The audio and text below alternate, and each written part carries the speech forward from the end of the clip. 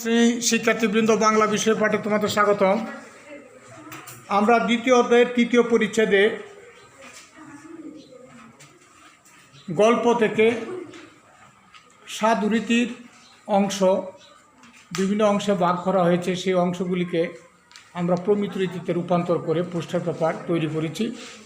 ইতিমধ্যে সব শিক্ষার্থী তার দলের কাজ শেষ করেছে এবং উপস্থাপনা এখন চলবে। আমরা একটি দলের কাছে চলে যাচ্ছি তাদের উপস্থাপনা শোনার জন্যে। তারা আসলে সাধুরীতি লিখতে গিয়ে প্রমিত রীতি যে সঠিকভাবে লিখছে কিনা সেটা আমরা একটু মূল্যায়ন করব। আমরা দেখব যে তার সাধুরীতির অংশ আর প্রমিত রীতির অংশ। তোমরা সবাই অংশ একের দিকে তাকাও।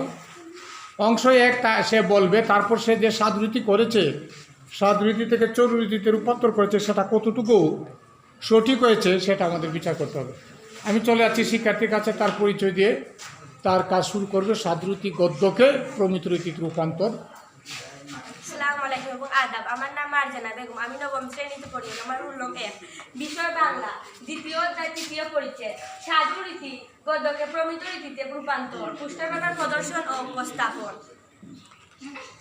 দলের নাম পুরবী। দলের সদস্যদের নাম মার্জানা বেগম, সানজিদা বেগম, জুমা বেগম, রুমানা বেগম, অমি। সাধুরীতি: আলী ইবনে আব্বাস নামে এক ব্যক্তি মামুন নামক খলিফার প্রিয় পাত্র ছিলেন। তিনি বলিয়া গিয়াছেন, আমি একদিন অপরাহ্নে খলিফার নিকটে বসিয়া আছি। এমন সময়ে হস্তপদবদ্ধ এক ব্যক্তি তাহার সম্মুখে নীত হইলেন। খলিফা আমার প্রতি এই আজ্ঞা করিলেন, তুমি এ ব্যক্তিকে আপন আলয়ে লইয়া গিয়া রুদ্ধ করিয়া রাখিবে এবং কল্য আমার নিকট উপস্থিত করিবে।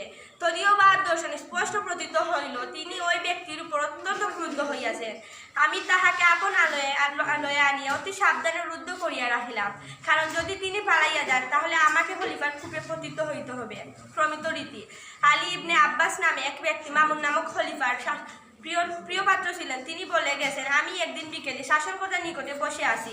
এমন সময় হাত পা বাঁধা এক ব্যক্তি লোক তার সামনে আনা হলো। শাসনকর্তা আমাকে এই আদেশ করলেন, তুমি এ লোককে নিজের ঘরে নিয়ে গিয়ে বন্দি করে রাখবে এবং কাল আমার সামনে উপস্থিত করবে। তার ভাব দেখে স্পষ্ট বোঝা গেল যে তিনি ওই লোকের উপর অনেক রেগে আছেন। আমি তাকে নিজের ঘরে এনে অতি সাবধানে বন্দি করে রাখলাম, কারণ যদি তিনি পালিয়ে যান তাহলে আমাকে শাসনকর্তার ক্রোধের সামনে পড়তে হবে। ধন্যবাদ। ধন্যবাদ প্রবী দলকে তাদের সুন্দর উপস্থাপনা দেওয়ার জন্য। সবাইকে অনেক অনেক ধন্যবাদ।